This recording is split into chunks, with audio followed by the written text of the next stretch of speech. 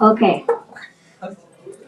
Good evening, everyone. My name is Michaela, and it's my pleasure to welcome you to Sankofa Video Books and Cafe. Is it anyone's first time being here? Yay! All right, welcome. If I have free hands, I will be giving you a round of applause. So welcome to Sankofa. Thank you. Welcome to Sankofa Video and Books.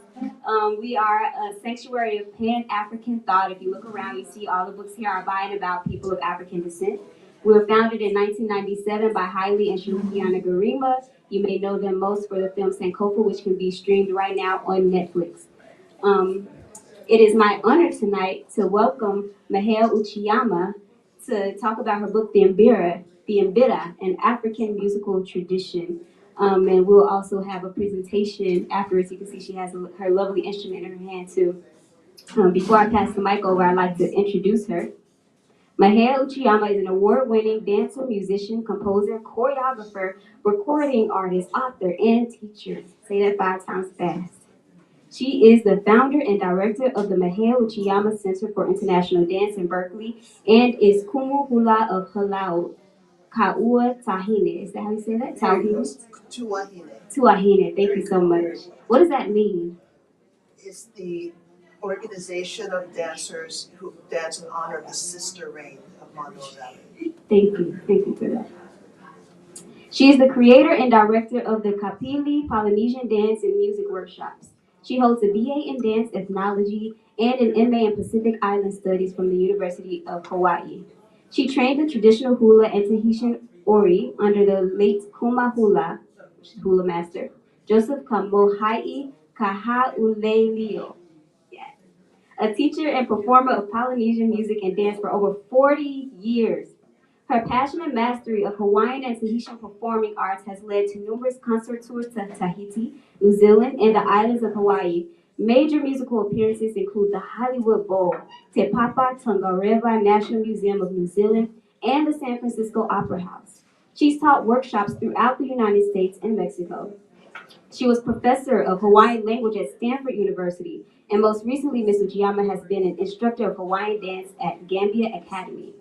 In addition to performances for MUCID, Mrs. Uchiyama has recently produced the Mitambo Festival of Shona Music at Ashkenaz Music and Dance Community Center and the full series at the Berkeley Film Archive, featuring artists such as Halau O Ke Kiali'i, Miriam Peretz, and Milani Demore. So without further ado, I'd love you to give a round of applause to Māhealani Uchiyama. Thank you so much for being here. Thank you so much. You are very brave. All of those names. Oh, maybe we should. Is it catching? Can you hear me? Can you hear me? Okay. You did a beautiful job. Everyone in his compliments, you just say I was saying how brave. I'm sorry, don't Michaela. Michaela is to just plow through all of those names. Thank you so very much for the kind welcome. And I also want to appreciate everyone at Sankofa Books for the opportunity to be here. I'm going to start with just a short song from the Mbira canon. And the song is called Nimam Sasa.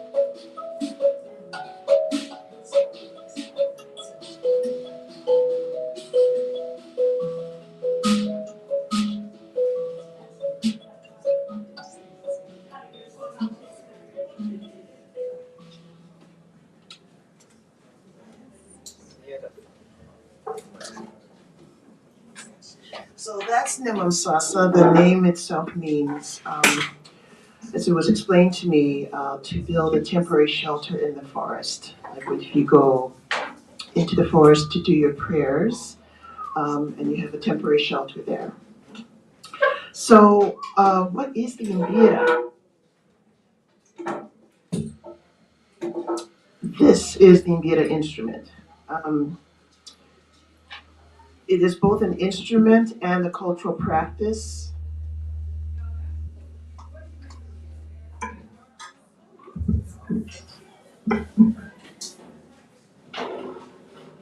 From Zimbabwe.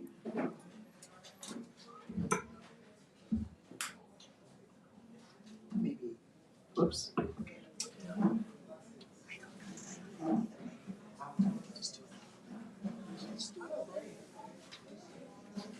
Anyway, I'll keep going until it acts up again. So this is an Mbira, and it is characterized by having within soundboard 3 manuals of keys and something here to make the buzzing sound, which is really essential part of the musical tradition, and a finger hole, which is typically used to brace the instrument to you.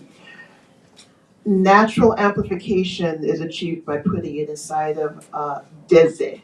Deze is this object here. This particular one is made out of fiberglass, but oftentimes in Zimbabwe you'll see these made out of a gourd, the pumpkin gourd. But these are also really popular because they don't break and they're easy to travel with. You'll see a lot of the dezes and the instruments will have something attached to them so that you would have a buzz. The buzz is a very, very important part of the music. The practice of Mbira, it has a lot to do with ceremony, particularly ceremony that is in honor of the ancestors. The instrument is tradition. It's very old. It's at least 1,000 years old, and for that reason, the music is considered to belong to the ancestors and not to us.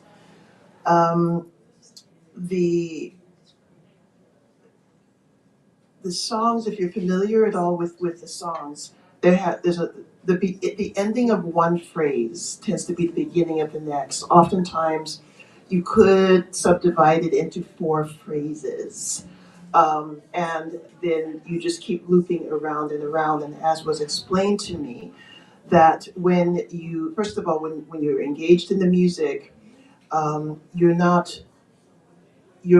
latching onto something that's going on in the atmosphere. You're latching onto it. It comes down through you into your fingers. You play for a little while and then you let it go. And the repetitive nature of the songs leads to improvisation. It's very much the same thought as how we have jazz, like, you know, what the African American, the celestial music that we create as African Americans has that basis in how music is experienced on the continent, and that, you know, is largely involved with improvisation, and that improvisation comes through the repetitive nature of the music. So I'm going to read a little bit from the book about that.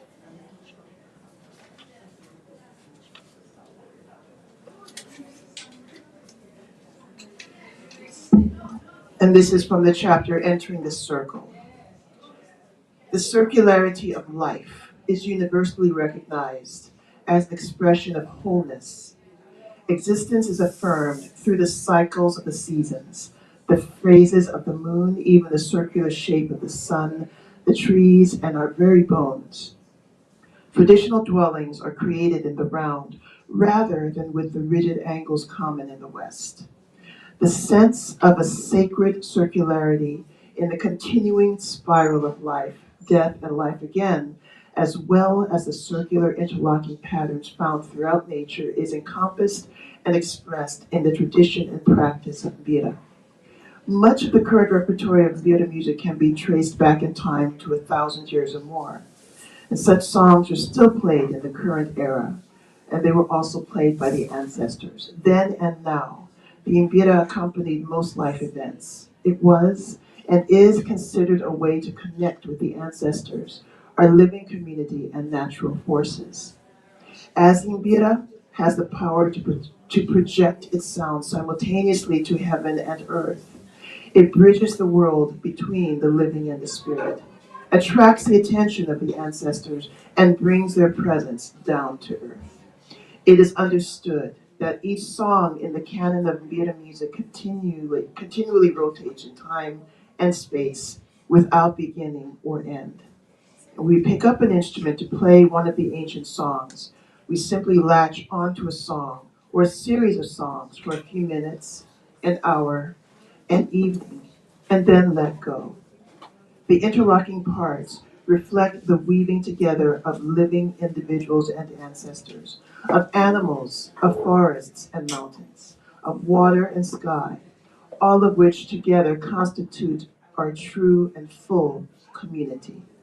As components of community found in nature overlap and intermingle, so too do the tones of Mbira song. Generations beget generations, and finger patterns repeat over and over, cycling through beginnings and endings until they are indistinguishable as such. The music draws us in. When experienced in its deepest form, it is felt more than it is heard, quieting our very thoughts.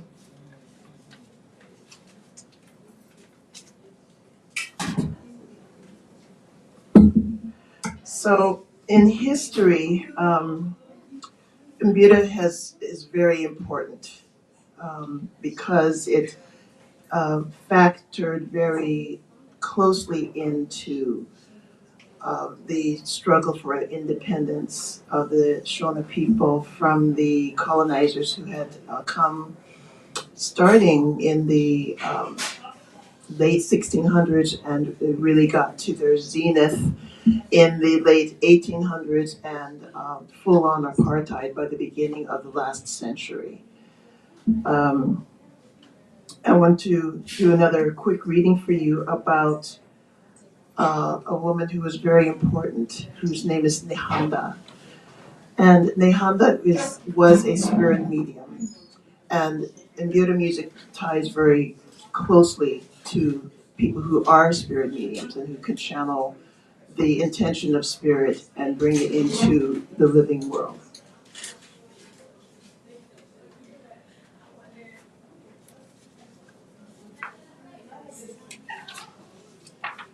So this is about Nehanda. So Nehanda, first of all, was a young woman who, in her early 30s, was a mother, and she stepped into this role because the spirit called her to do so. And the word I'm going to be sharing, chimurenga, it basically means a struggle. Yes. Toward the end of the first chimurenga, Charwe Nehanda was captured.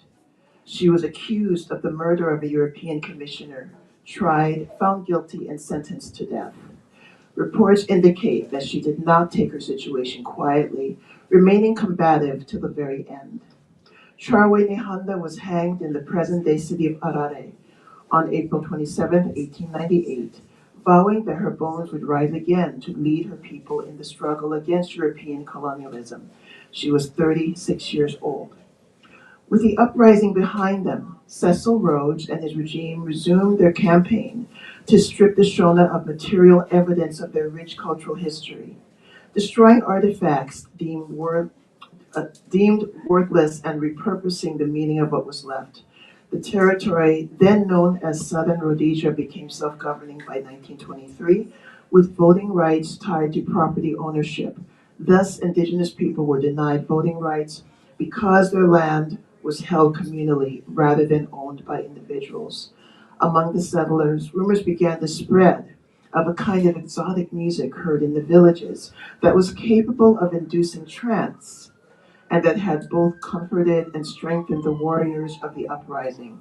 Later, the settlers would come to understand that for the Shona, This music was indeed a form of prayer and of connection among the living, as well as the living and the spirits, as between the living and the spirits. In no small part, because of its role in emboldening indigenous peoples in their struggle against those who sought to dismantle their culture and sever their connection to the land, the settlers soon declared that the Mbira, and by extension, all forms of African spirituality was evil. They further promoted the narrative that the indigenous people had no culture, were living in ignorance, and that the land prior to British occupation had been largely uninhabited. African culture was depicted as being savage and the antithesis of everything considered good. So, um, Mbira had a big role in turning all of that around by offering inspiration.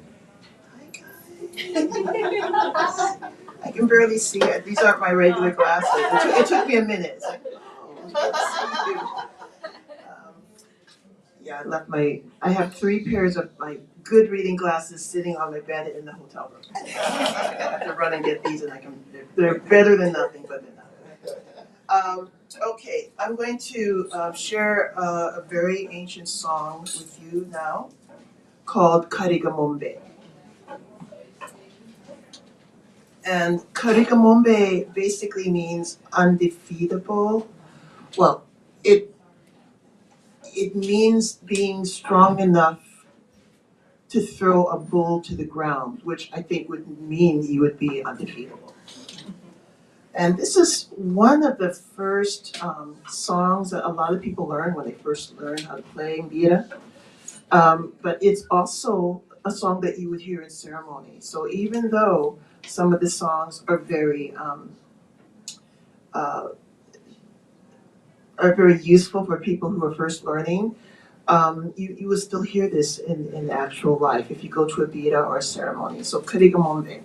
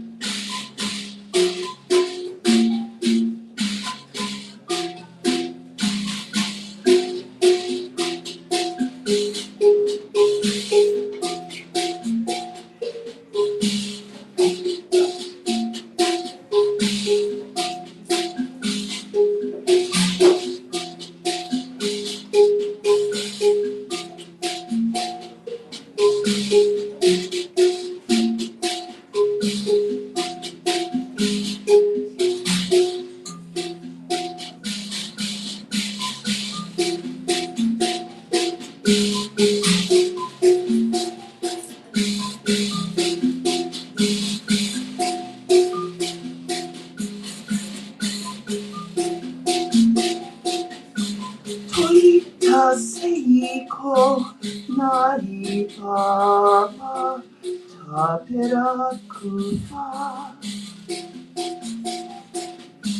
Toita seiko nai papa avo yawo. Hue nai papa avo yawo.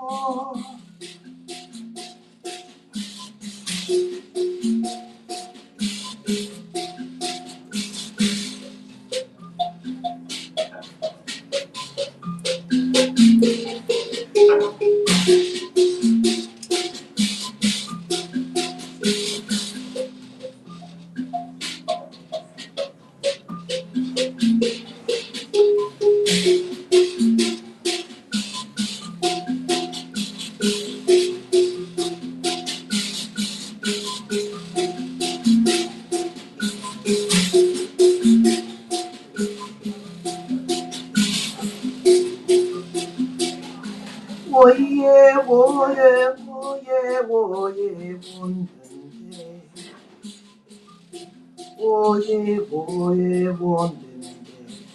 Oye, oye, oye, oye, wondende.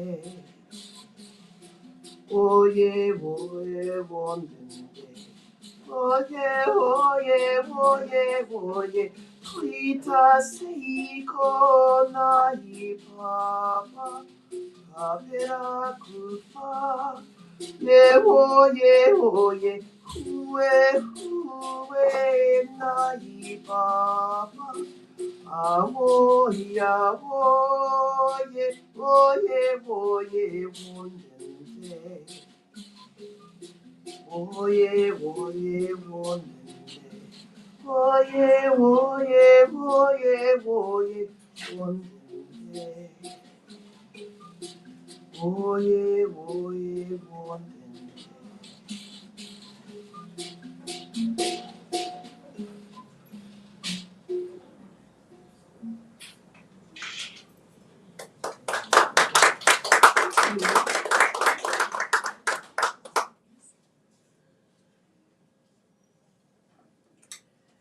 So that was Kariga Mombe.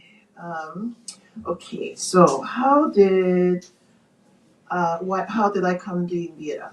Um, it was an accident. I went to a performance at the Freight and Salvage that was put on by a woman named Erica Azim, who lives in Berkeley, and a visiting artist named Forward Kwenda, who was visiting from Zimbabwe.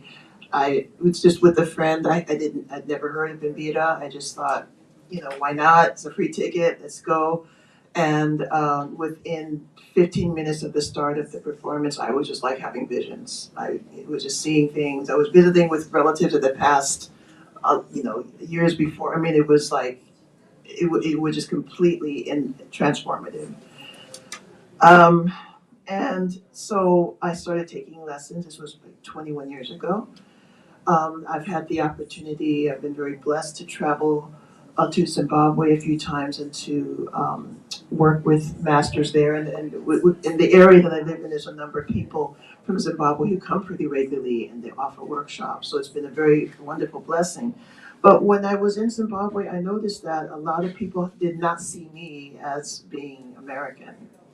I was, they would ask what part of the continent I came from, and I was in the midst of doing my research, so I mentioned, I think Wolof, Ashanti, and I mentioned like 5 or 6 different ethnic groups, and they looked at me like, well, how could that be? Because to them, an American, uh, I they didn't associate me with this country, right? Because most of the people who go to Zimbabwe, I think even now, um, don't look like me. So that was kind of an interesting revelation. And then the other thing that I began to notice, and the reason why I wrote the book, was the extent to which sometimes I would feel a bit othered here on the continent. That is, when I'm in situations where there's music festivals and workshops, and I'm the only one who looks the way I do, and would have people saying interesting things and asking interesting questions. And I thought, let me just, I need to make this statement.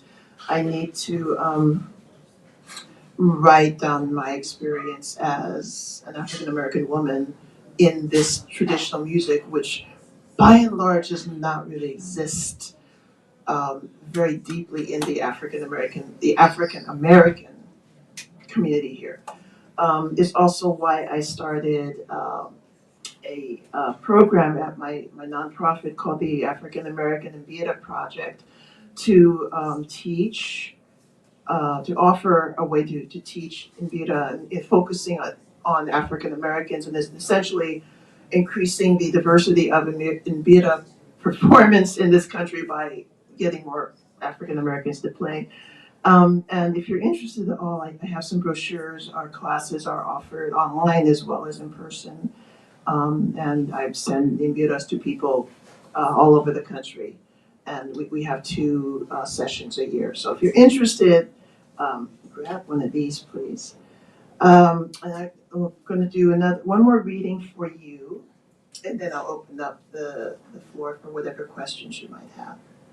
So, these glasses are very strange, but I'm making it work. I just grab them and I find out there are these weird bifocals.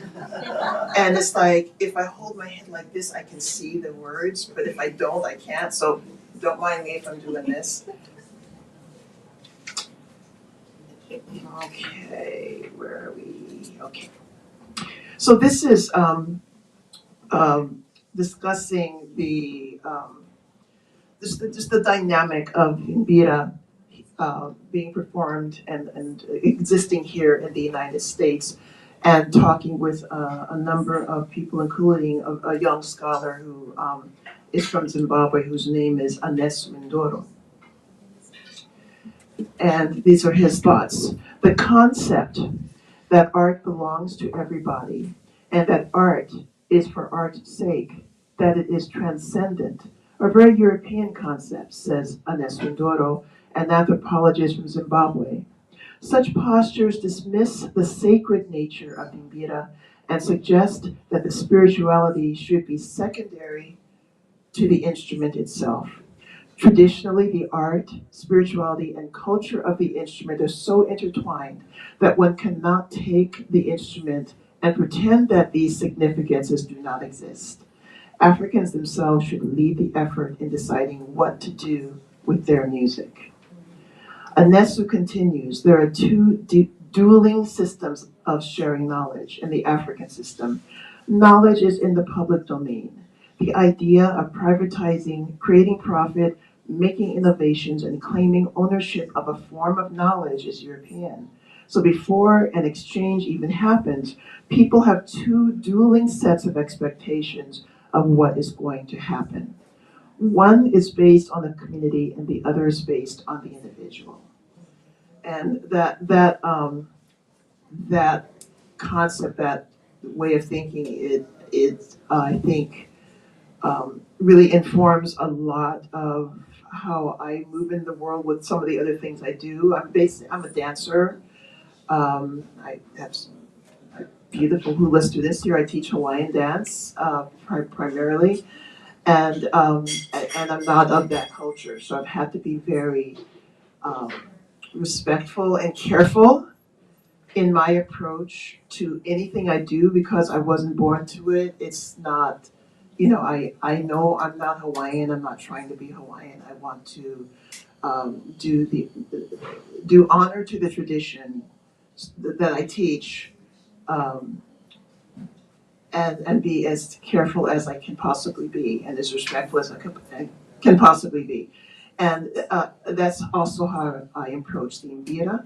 And I notice that a lot of people who are playing this instrument in this country don't really have that point of view because they really haven't had to, right? Whereas I've spent my entire career being very careful of how I relate to other people's stuff, right? So, so I will love to hear if anyone, let me take this off so I can see you, have any questions about anything that I've said, or if you have any questions about the Mbira or anything at all. What's the difference? It looks a lot like a kalimba as well. Yeah, so structurally, how is it different? And also, I've known her since high school. We were in high school together. And I haven't seen her in 48 years. Oh, wow. And we were in high school and she taught us a hula dance, Hawaiian Rainbow. Do you remember that? Wow. This has always been her life. It's so good to see you. And thank you for the question. And yes, and I should have addressed that. So the Mbira is a class of instrument. It's from a class of instruments that is ubiquitous throughout the sub-Saharan African continent.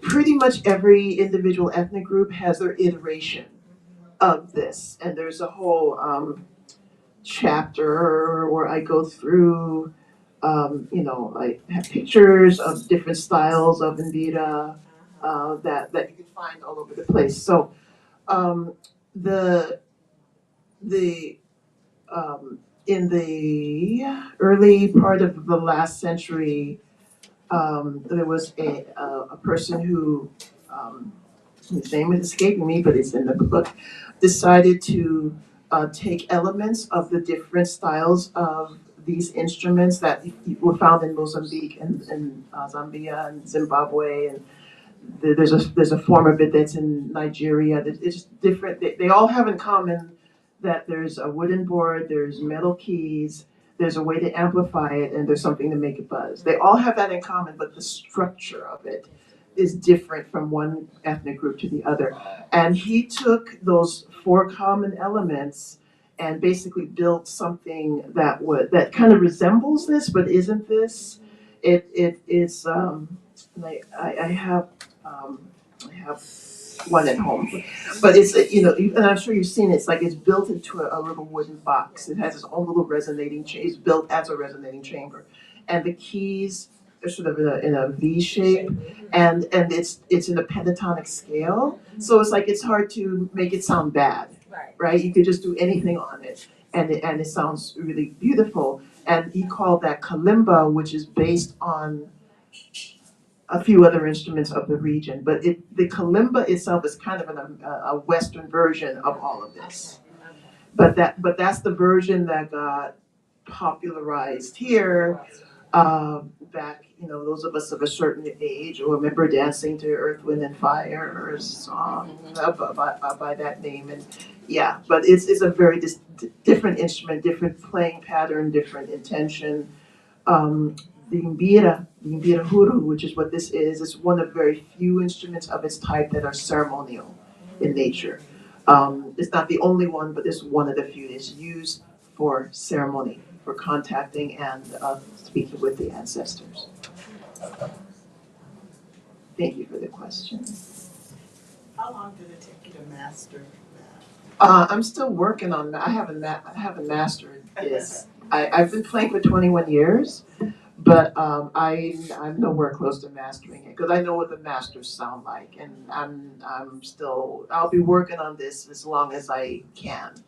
But I mean, some people can learn to play it quickly, and others take a little more time, and it's just who you are. Now, my issue was that I played other kinds of musical instruments, and in a way that it got in the way of learning this because I'm used to stringed instruments, and this is like nothing that you would find anywhere in the West. So I had to kind of not unlearn the other things I do, but just sort of reconfigure how I approach creating music with my fingers.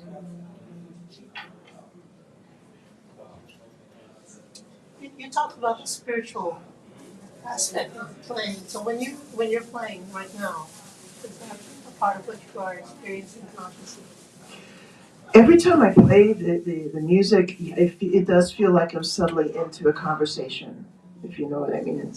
I love you. This is my cousin. This is my actual cousin, cousin Tony.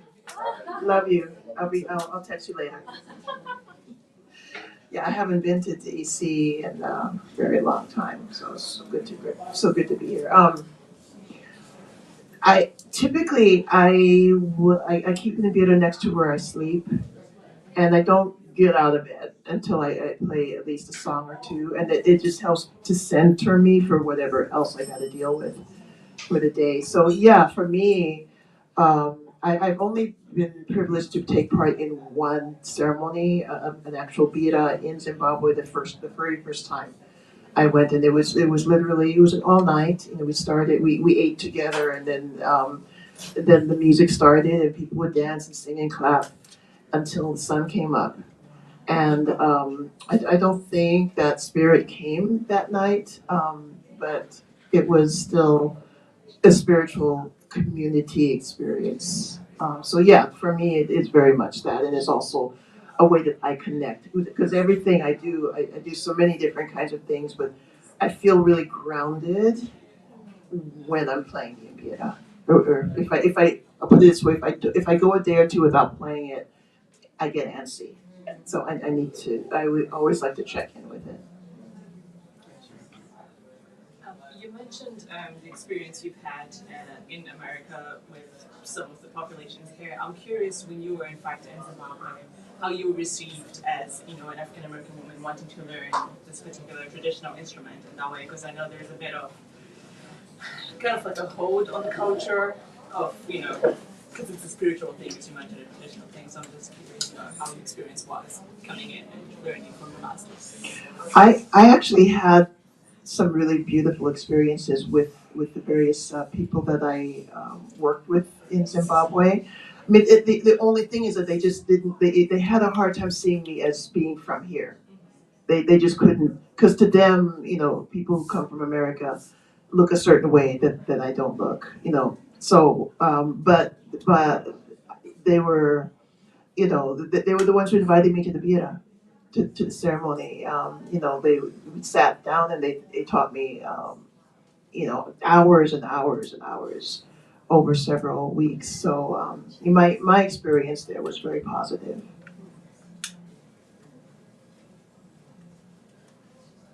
I came in a little late, but I heard you mention that you have visions. You had visions. Can you elaborate a little more on that? And also, have you experienced any sort of like trance-like states or? The very first time I heard this music, I did. I wasn't playing it at the time. I was just describing how I was invited to go to a concert in Berkeley at the Freight and Salvage, and I heard the music played by two master musicians. And I mean, it was like immediate that I was not in the Freight and Salvage for like an hour at all. I was just like visiting, traveling, experiencing different things. So when I'm playing myself, you know, it is not quite that sense. I mean, I've had that experience when I'm in the presence of people who are playing. For me, it's more of a meditation. Like I could get very calm and get very focused. But I haven't had quite that experience since that very first time.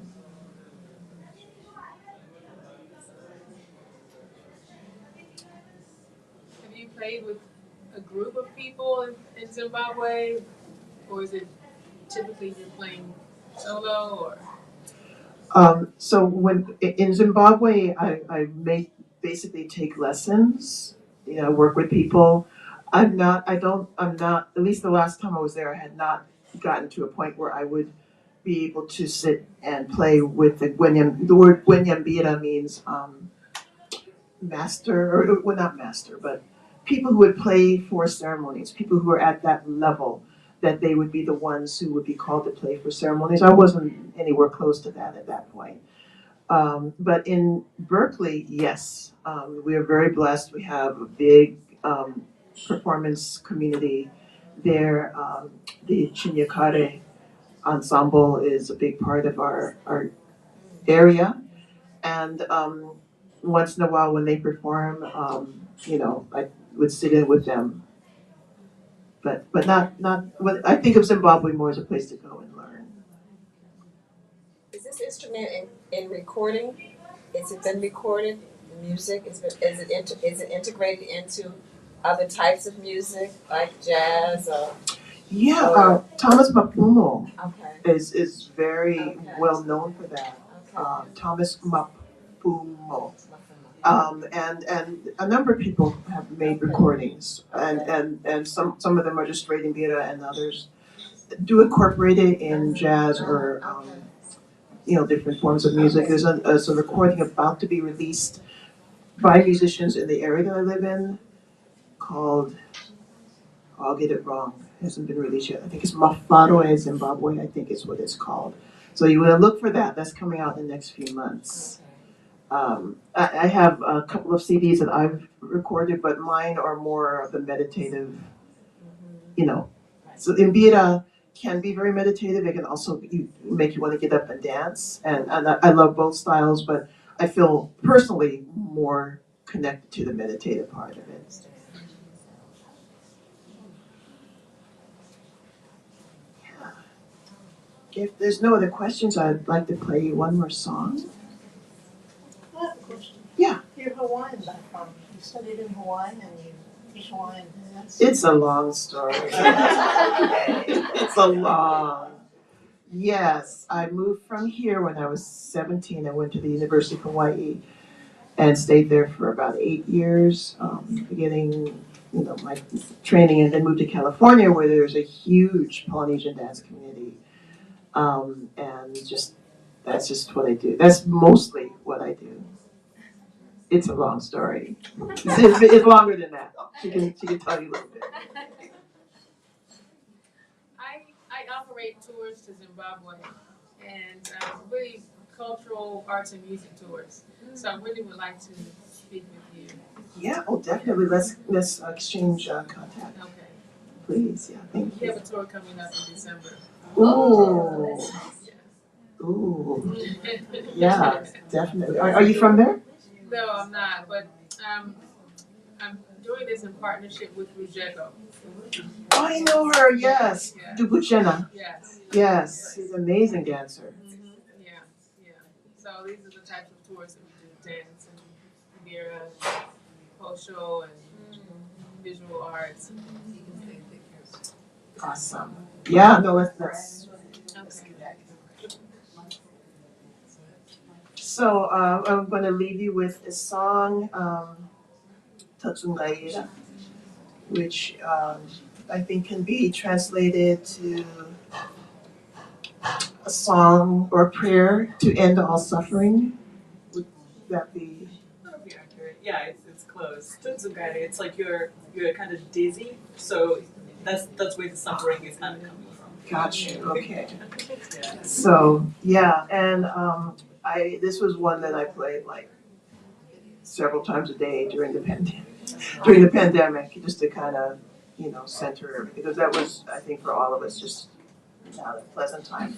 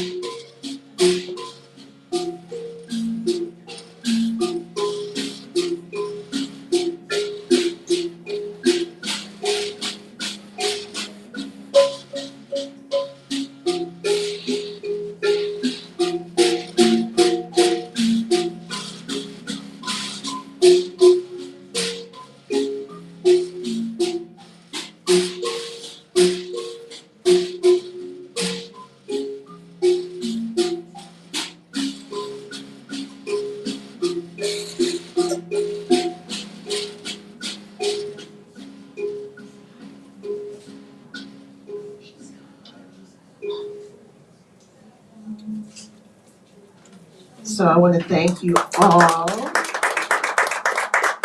for being here again. I want to thank Sankofa for the invitation. It's been a delight to be here. It's wonderful to see all of you. I do. Put on my glasses so I can see what I wrote to myself. Oh yes, I just wanted to mention that the Mbira is a world-class music, and it should be rightfully enjoyed by all kinds of people. But what I want to do and what the book hopefully will do is to facilitate an awareness so that you understand the difference between Mbira and Kalimba, and that people also appreciate what the instrument means to people of Zimbabwe. I don't speak for them. I'm not Shona. I can't pretend to, understand what it would be like to be from Zimbabwe.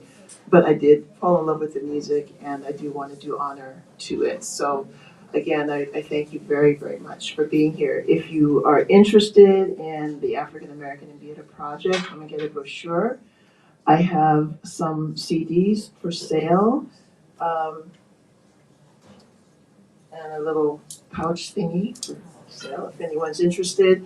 The books are here from the store. Thank you very much, Sankofa, for the support.